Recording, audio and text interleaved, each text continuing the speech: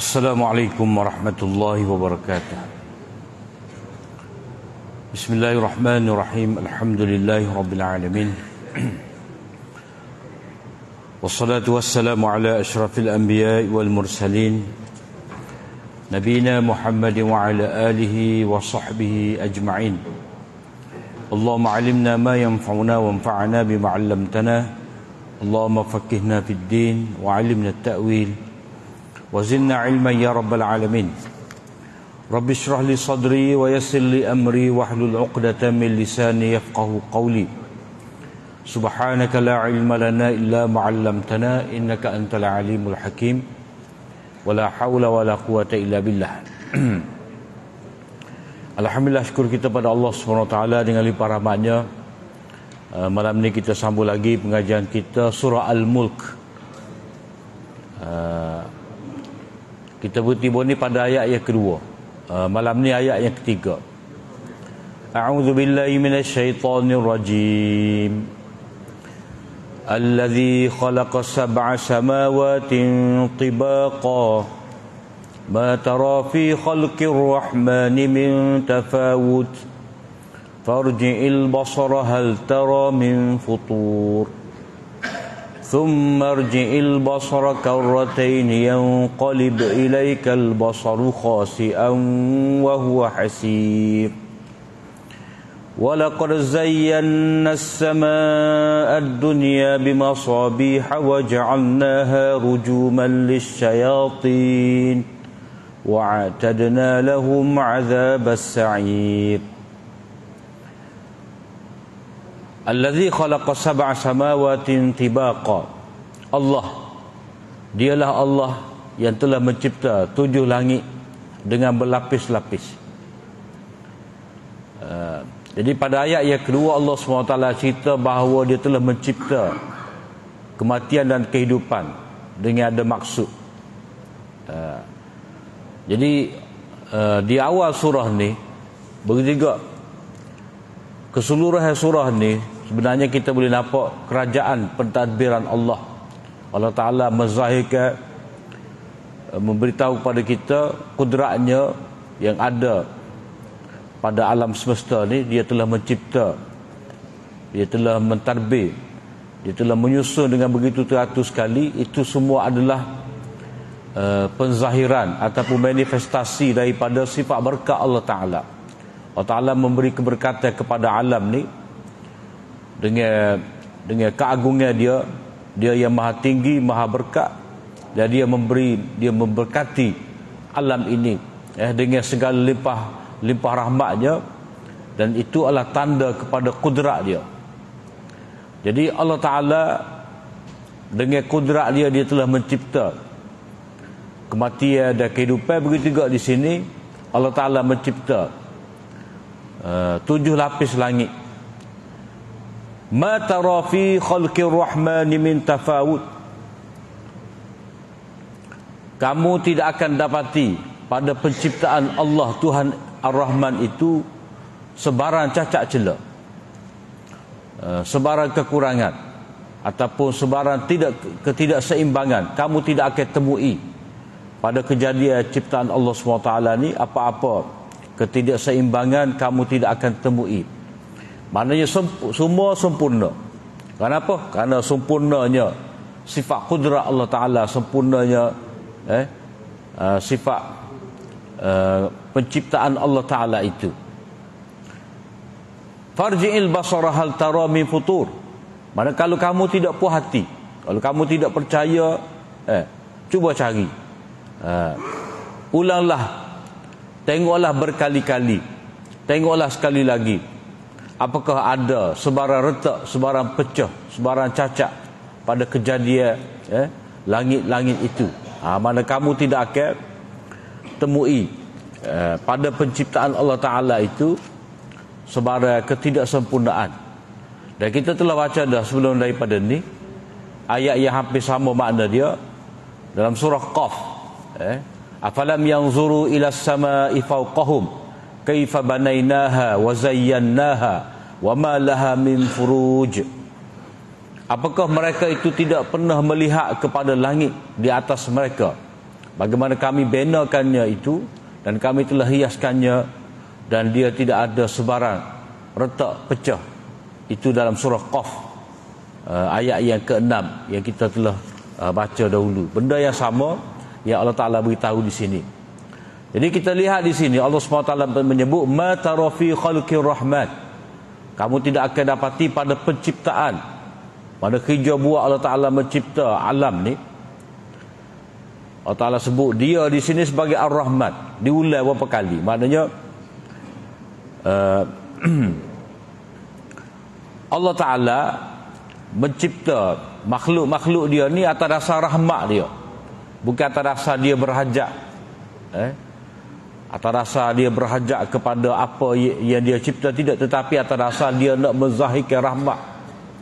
Mana dia menciptakan manusia dengan kasih sayang dia, begitu juga manusia ni bila dia diciptakan, dia mendapat kasih sayang daripada Allah Ta'ala. Dia dapat kasih sayang daripada ibu bapa, daripada adik-beradik, daripada tok nenek, semua mencurahkan kasih sayang kepada anak yang dilahirkan tadi.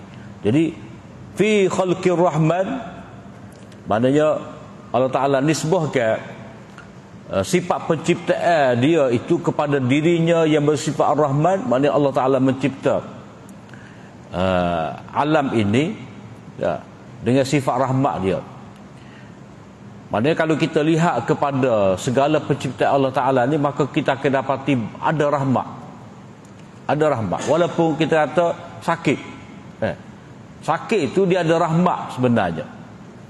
Sama ada kita sedar ataupun tidak, banyak rahmat. Itulah yang dikatakan sebagai hikmah, kesempurnaan hikmah Allah Ta'ala. Walaupun dia cipta kematian, walaupun dia cipta kesakitan, dia cipta penyakit, di sebalik itu ada rahmat. Seperti kita sebut pada minggu yang lalu lah, bila ada penyakit, ada orang sakit, maka akan adalah orang yang merawat. Maka dengan sebab itulah Allah Ta'ala mengajarkan kepada manusia ilmu perubatan. Jadi Allah Ta'ala mencipta sakit, mencipta penyakit. Allah Ta'ala juga yang menciptakan ubat. Ubat tu dia kena proses. Ubat ni bukan kata kita ambil apa jadi ubat lalu, tidak. Kalau gitu tak ada kelebihan doktor. Kalau tidak ramai jadi pakar-pakar perubatan. Hak jenis tawar produk pada kita ni, makan ubat kita ni 40 penyakit sesat. Oh, kalau gitu mudah kerja. Tutup fakulti perubatan. Jadi dengan ada penyakit ni Allah Ta'ala ajarkan kepada manusia ilmu perubatan. Bila ada ilmu perubatan nak mengubah, ada doktor. Lepas tu Allah Ta'ala bagi ilham pula pada manusia peralatan-peralatan, macam-macam mesin ada untuk perubatan. Dulu kita kena bedah, sekarang tak payah bedah dah, pakai suluh masuk. Jadi itu ilmu yang Allah Ta'ala ajar pada manusia banyak. Dan orang yang nak dapat pekerjaan pun dia ada. Hak kerja di hospital tu bukan semua doktor. Jaga pun kerja di hospital, tapi dia tidak doktor. Hak tolak nasi, hak kerja dobi, masak gapo semua tu. Hak tanya kerja hospital, kerja hospital tapi tidak doktor lah. Tapi nak beritahu bahawa adanya penyakit, ada orang sakit, macam-macam peluang pekerjaan yang Allah SWT beri kepada manusia. Jadi orang sakit pun setengah tu dia suka. Ada apa misi lah.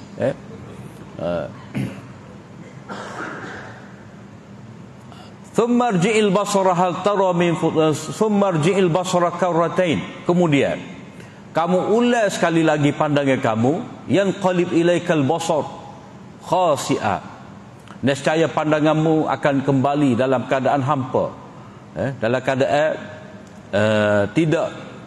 tidak dapat apa yang kamu nak cari itu, kecacatan. Maknanya cuba kamu tengok lagi, maknanya pada penciptaan aku ni, kata Allah Ta'ala, kamu tidak akan lihat sebarang futur, cacat, apa-apa yang pecah pada langit itu. Kemudian kalau kamu tak puas hati lagi, thumma ji'il basara karratain, kamu ulialah lagi pandangan kamu berkali-kali, sekali lepas sekali, Pasti yang qalib ilaikal basar khasi'ah, pandangan kamu tu akan kembali semula dalam keadaan kamu hampa, tak jumpa cari, wa huwa hasir, dalam keadaan letih lesu, penat saja. Mana kalau kita, mana Allah Ta'ala memberi ancaman, peringatan kepada orang yang cuba cari kekurangan pada penciptaan alam semesta ni. Dah kata Tuhan ni bisa, kita nak tengok bisa secara mana, nak cari sudut mana, kelemahan tak akan temui. Supaya orang buat kajian tentang nak cari kelemahan Quran lemah dari sudut tu sudut ni, dia cuba cari, tak jumpa. Tak jumpa, gagal. Sebab apa? Sebab dia nak cari kekurangan pada Quran, sedangkan Quran ni kalam Allah.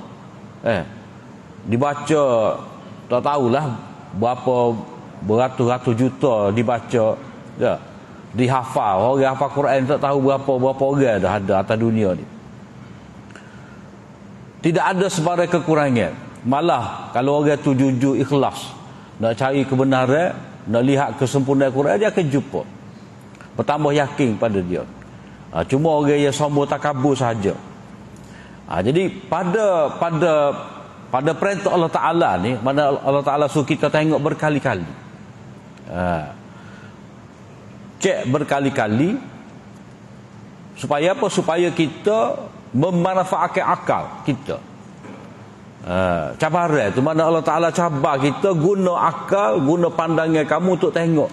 Mana kalau kamu betul-betul nak cari kelemahan kami, kamu nak cari kelemahan Allah SWT pada penciptaan dia, cuba cek mana hak silap. Tak akan jumpa. Dia tidak macam kita ni buat tak sempurna, khusuk pula. Jangan orang nampak, tak usah tengoklah, pakai jadi, pakai jola beli, tu tak boleh lagu tu. Maknanya berbeza cara kita ni. Kita buat sesuatu, kita buat dengan tidak teliti, kita tak suruh orang tengok pula, kita buku siap-siap, supaya orang beli, kita nak untung je. Jadi kita takut orang kendak tengok barang kita. Allah Ta'ala tidak. Allah Ta'ala cabar kita, mu tengok, mu tengok. Begitu juga agama kita ni, agama yang berasaskan kepada wahyu, agama yang berasaskan kepada fitrah, agama yang boleh dibahas dengan akal. Maknanya gapo sahaja peraturan agama, hukum hakam dalam syarak, boleh kita nak fikir dengan akal kita. La'allakum ta'qilun. Mudah-mudahan kamu berfikir. Guna akal. Maknanya agama kita ni agama yang mencabar supaya guna akal.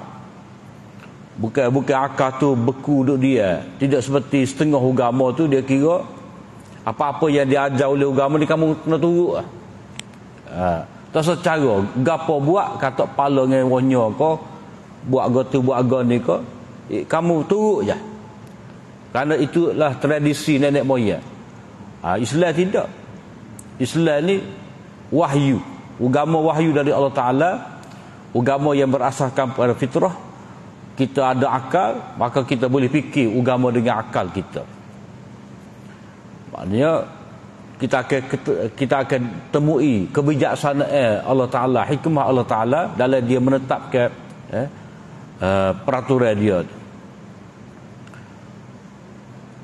Kemudian Allah SWT beritahu, walaqad zayyana as-samaa'a ad-dunya bimasabiha wa ja'alnaha rujuman lisyayatin. Sesungguhnya kami telah hiaskan langit yang dekat ini dengan lampu-lampu. Jadi tadi Allah Ta'ala kata, mu tengoklah mana ada kau cacat celah pada kejadian Allah SWT ni. Kamu tidak akan temui cacat celah. Kau ada hanyalah langit yang indah ini. Maknanya manusia cuba cari kelemahan dalam kejadian pencipta Allah Ta'ala ni, hak dia temui sebaliknya. Dia akan temui kesempurnaan, keistimewaan.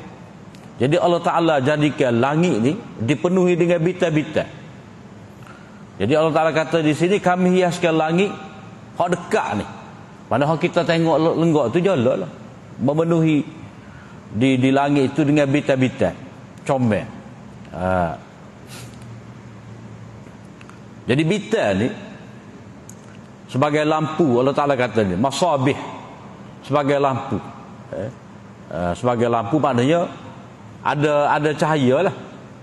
Kita boleh nampak. Jadi cahaya tu sesuai dengan keadaan dia lah. Jadi nak cerita di sini bahawa langit tu sempurna dah jadi comel pula. Sebab berhias ni dia satu tingkatan daripada sempurna. Dia kalau benda tu rosak, orang tak hias dah. Kalau kata pinggan, comel setara mana pinggan pun, tapi kalau dah serupih, sumbing orang tak guna dah. Kita nak letak pula. Nak letak pula makan dia, lepas tu nak hias ke, tak jadi. Sebab apa? Sebab pinggan tu pecah. Retak. Jadi orang tengok mula-mula, orang tengok pinggan dulu. Baru tengok makan dia. Jadi kalau tengok makan dia dulu comel apa, tengok-tengok ujung tu ada pecah, orang tak sih. Ni bahaya ni, luka tangan.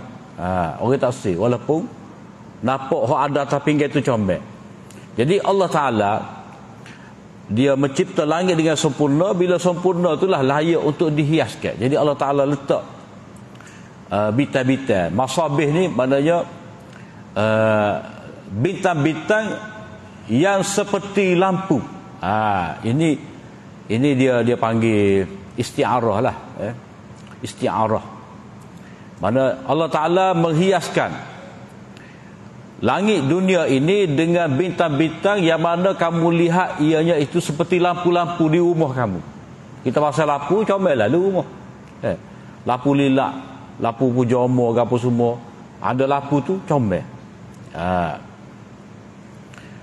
Jadi bintang ni Allah SWT cipta dia jadi comel tu sebab apa? Sebab bintang ni dia berada pada gugusan dia tu kita panggil buruj. Yang disebutkan sebagai buruj tu, daripada sinilah orang kata ada bintang zodiak tu, ada 12 tu. Sebab dia dalam rupa kambing lah, dalam rupa ketel lah, dalam rupa orang memanah lah.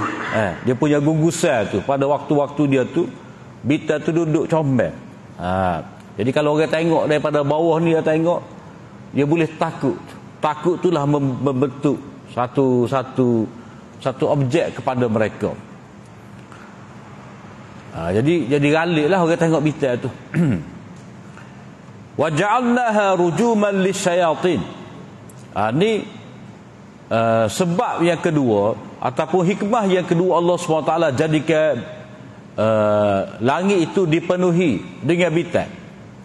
Yang pertama untuk menghiaskan langit tadi dengan bintang-bintang. Yang kedua, wa ja'alnaha, kami jadikan bintang-bintang itu sebagai rejaman, alat lontaran kepada syaitan-syaitan. Mana syaitan-syaitan ni dia nak curi berita langit. Bila Allah Ta'ala mewahyukan sesuatu kepada malaikat dia, jadi syaitan ni berkeliaran pergi mari di langit untuk mencuri berita gaib. Gapakah yang Allah Ta'ala akan titahkan, apa yang akan berlaku ni Allah Ta'ala beritahu kepada malaikat ala-ala, malaikat tertinggi ataupun malaikat langit ni akan memberitahu kepada malaikat bumi.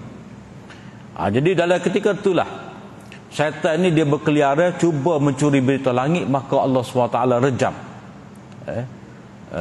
dengan apa, syihab ataupun dengan bintang ni untuk usir syaitan.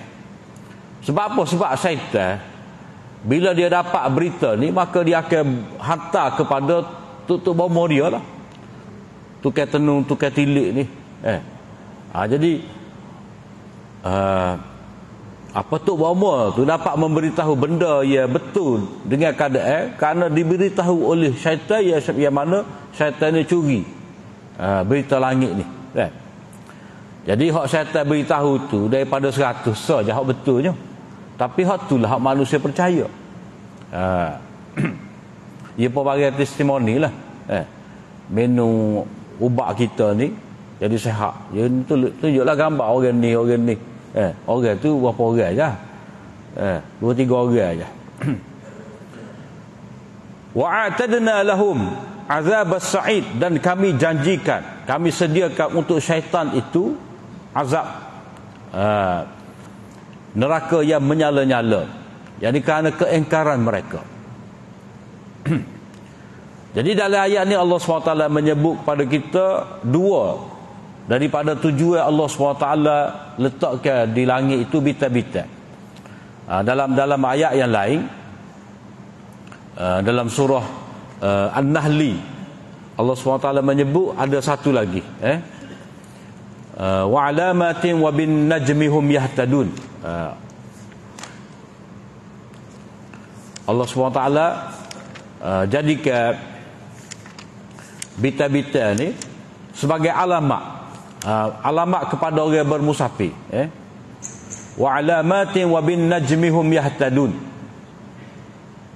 Dan dia menciptakan tanda-tanda penunjuk jalan, dan dengan bintanglah kamu mendapat pedoman dalam perjalanan. Yang ni dalam surah An-Nahli ayat 16. Sebab orang dulu dia mengembara pada waktu malam.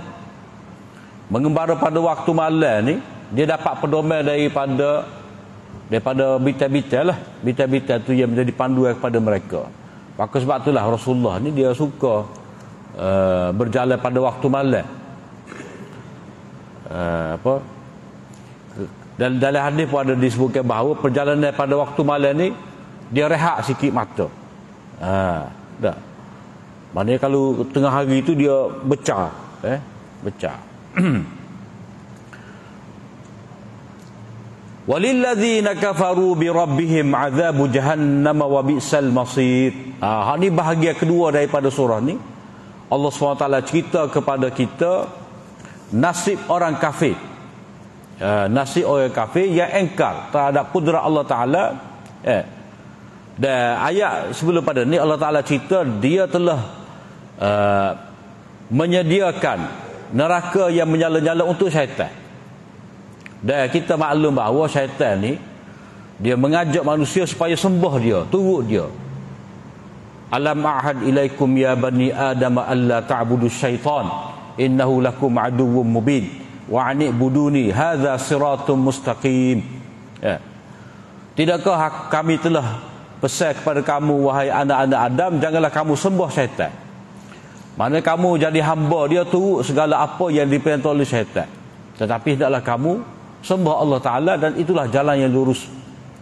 Jadi syaitan ni kerjaan dia curi berita daripada langit, nak menyesatkan manusia. Dan orang yang kufur ni maknanya orang yang mengingkari tauhid Allah, mengingkari keesaan Allah, orang yang engkar terhadap kudrat Allah Subhanahu Wa Taala. Kenapa? Kerana mereka telah dibisikkan oleh syaitan, diperdayakan oleh syaitan. Jadi Allah Ta'ala memberitahu di sini, walilladzina kafaru bi rabbihim, dan bagi orang-orang kafir terhadap Tuhan mereka ada azab neraka Jahannam. Wa bi'sal masir, dan itu adalah seburuk-buruk tempat kembali. Orang kafir dengan orang-orang yang kufur terhadap Tuhan mereka ni maknanya mereka tidak mempercayai kudrat Allah, keesaan Allah. Jadi mereka tidak mengesakan Allah dengan sebenar-benarnya, tidak menyembah hanya pada Allah Ta'ala, tidak menyeru hanya pada Allah Ta'ala, kerana mereka tidak yakin kepada kudrat Allah. Sebab itulah surah ni daripada awal sampai akhir dia tentang sifat Allah Ta'ala.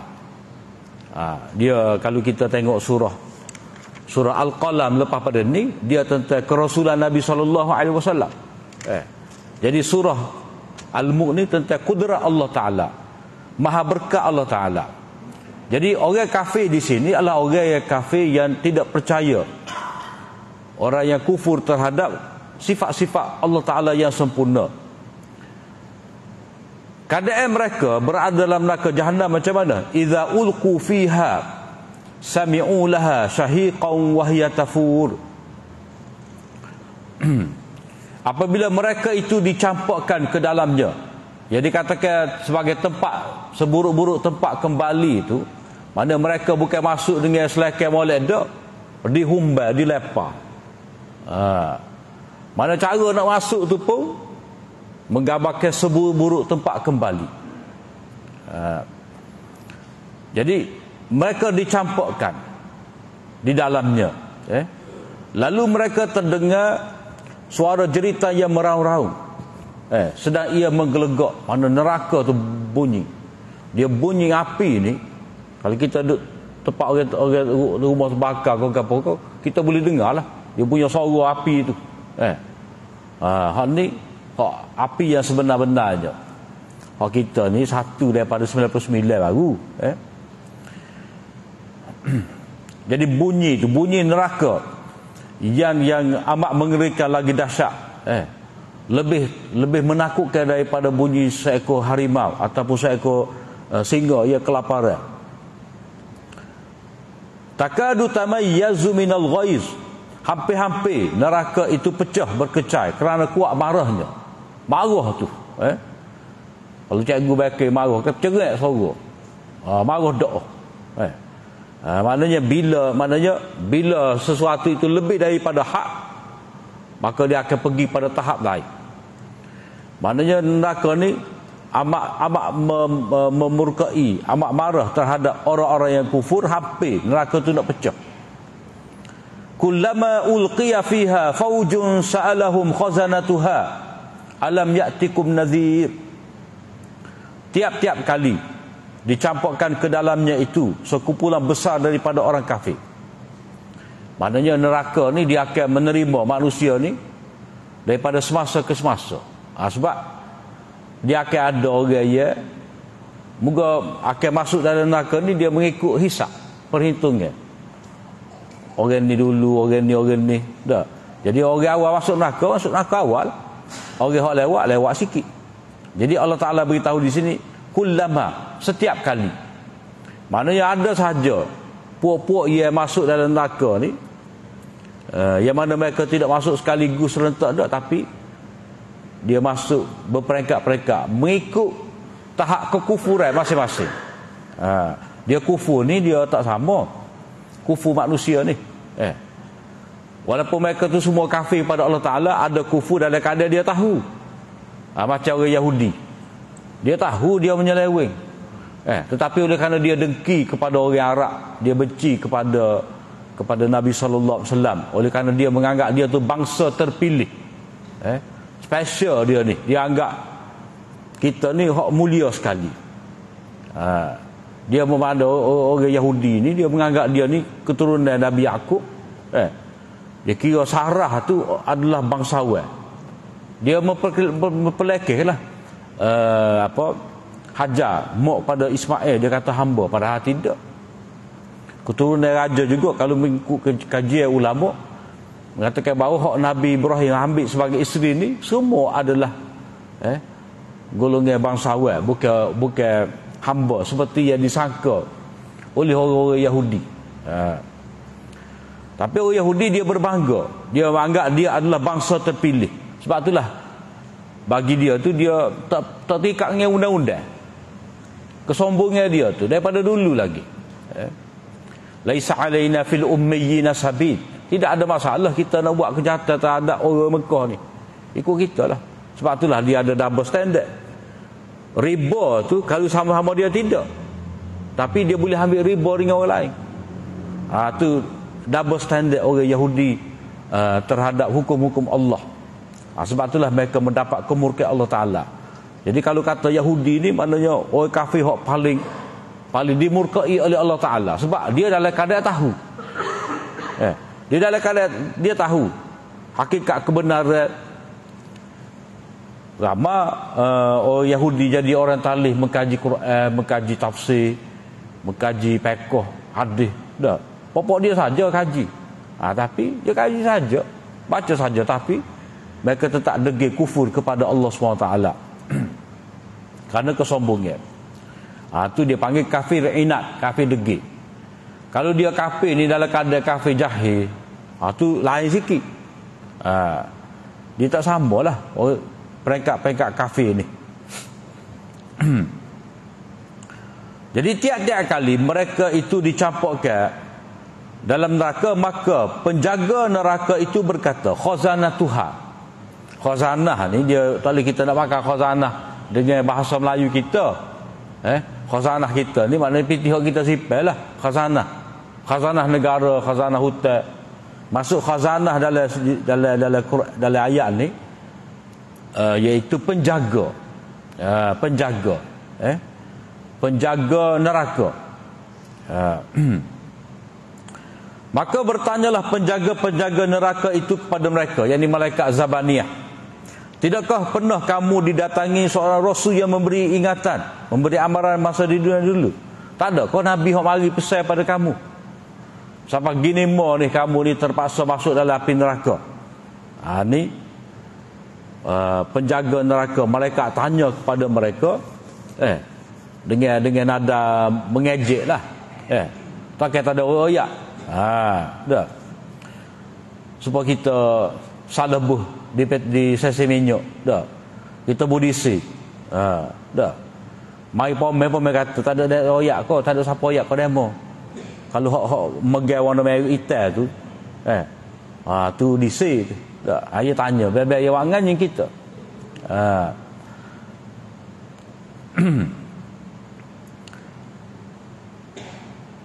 Jadi sepatutnya mana kalau kita dengan belah kasihan lah, tidak, penjaga neraka ni dia akan ejek pula, mempersendakan. Sebab apa? Sebab biasalah orang kafir atas dunia ni, mereka mengejek orang-orang beriman. Dia mengejek orang beriman, dia mencerca orang beriman, mencabar, menghina, macam-macam. Supaya macam semasa Nabi Nuh buat kapal tu, bila Nabi Nuh buat kapal tu, pakak mari tanya, "Mana ubah perancangan, ubah pekerjaan?" Tiba-tiba buat kapal ni. Jadi soalan tu soalan memerli. Mereka menjawab dengan pengakuan. Qalu bala qad ja'ana nadhir. Memang telah datang kepada kami seorang yang memberi amaran, tetapi fakadzabnaha, kami mendustakannya. Mana kami menuduh Nabi itu berdusta. Sebab mereka kata, macam mana boleh seorang manusia seperti kami ni jadi Nabi? Maknanya mereka ni nak lebih-lebih. Jadi mereka seolah letak syarat, hak mari boleh hajat kita ni kena malaikat. Ni orang kampung kita ni kita tak say. Seolah-olah mereka tu buat syarat nak seorang Nabi ni orang lain. Maka sebab itulah mereka menuduh Rasul itu berdusta. Wa qulna ma nazzalallahu min syai', dan kami kata, yakni pendustaan mereka, dengan mereka kata Allah Ta'ala tidak menurunkan sesuatu pun. Maknanya Allah Ta'ala tidak menurunkan wahyu kepada Muhammad ni. Kalau Muhammad kata, ni adalah kata-kata syair dia, ini adalah sihir dia, ini adalah mentera dia baca pada kita, bukan wahyu dari Allah. Itu tuduhan mereka. Jadi mereka tolak kerasulan Nabi SAW. Mereka tidak percaya Allah Ta'ala pilih Nabi, Allah Ta'ala mewahyukan Quran kepada Nabi. In antum illa fi dhalalin kabir. Tidak lain dan tidak bukan kamu hanyalah berada dalam kesesatan yang besar. Mana mereka ni tuduh kepada Nabi sebagai seorang yang sesat. Macam-macam lah umat ni. Ada tuduh Nabi sebagai orang bodoh. Ada yang mempelekehkan kata, hak ikut engkau ni wahai Nabi, hanyalah orang yang bodoh je. Supaya orang munafik lah.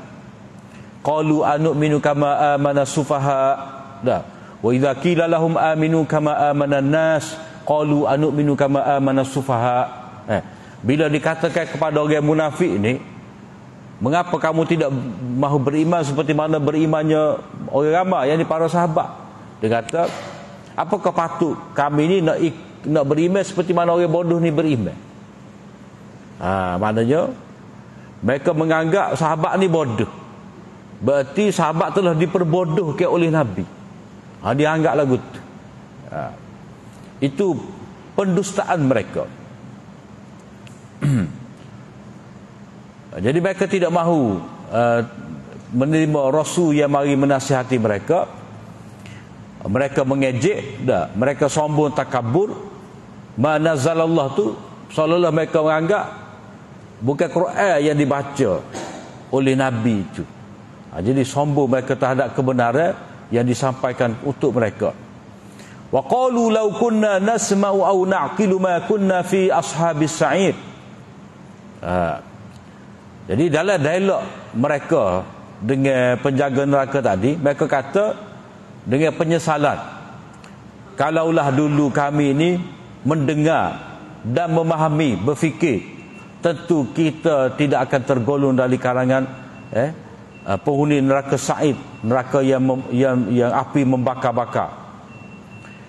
Jadi ini adalah pengakuan mereka, mana mereka mengaku memang ada Nabi yang telah mari pada kami.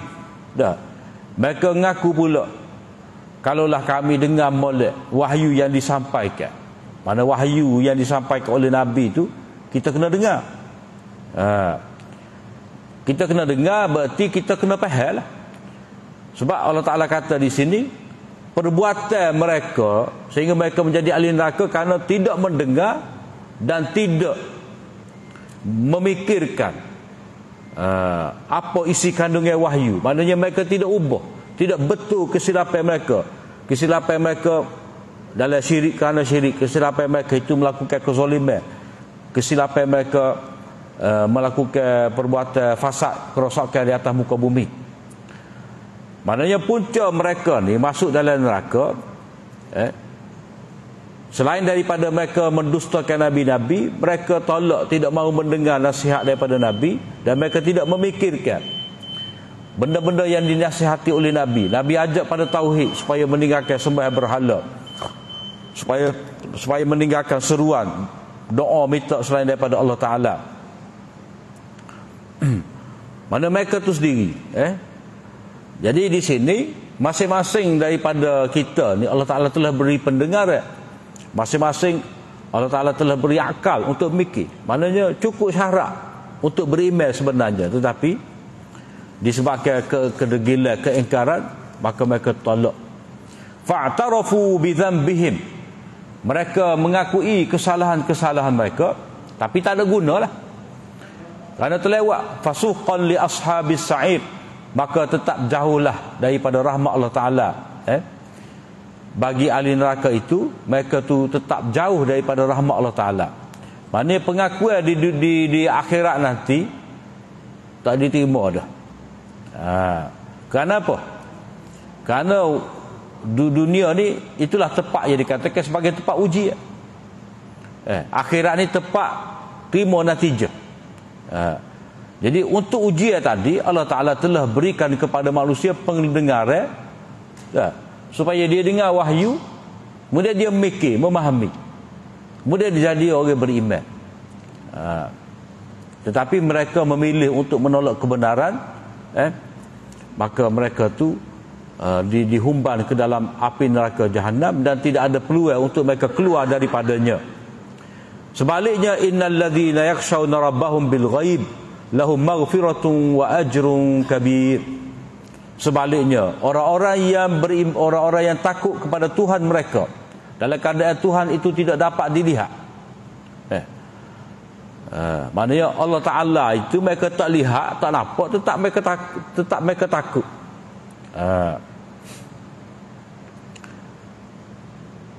Maknanya mereka diberi nasihat supaya beriman pada Allah Ta'ala, supaya menjauhi syirik, kalau tidak akan mari hukuman daripada Allah Ta'ala. Mereka diberi amaran adanya api neraka akibat daripada kufur, lalu mereka takut. Jadi balasan kerana mereka takut ni, lalu mereka beriman kepada Allah Ta'ala, mereka tauhid kepada Allah Ta'ala, meninggalkan segala bentuk syirik, maka Allah SWT ampunkan segala kesalahan mereka, dan mereka mendapat ganjaran yang besar. Maknanya ini adalah orang yang mengambil faedah daripada wahyu yang disampaikan oleh Nazir tadi, oleh Rasul tadi, oleh Rasul tadi,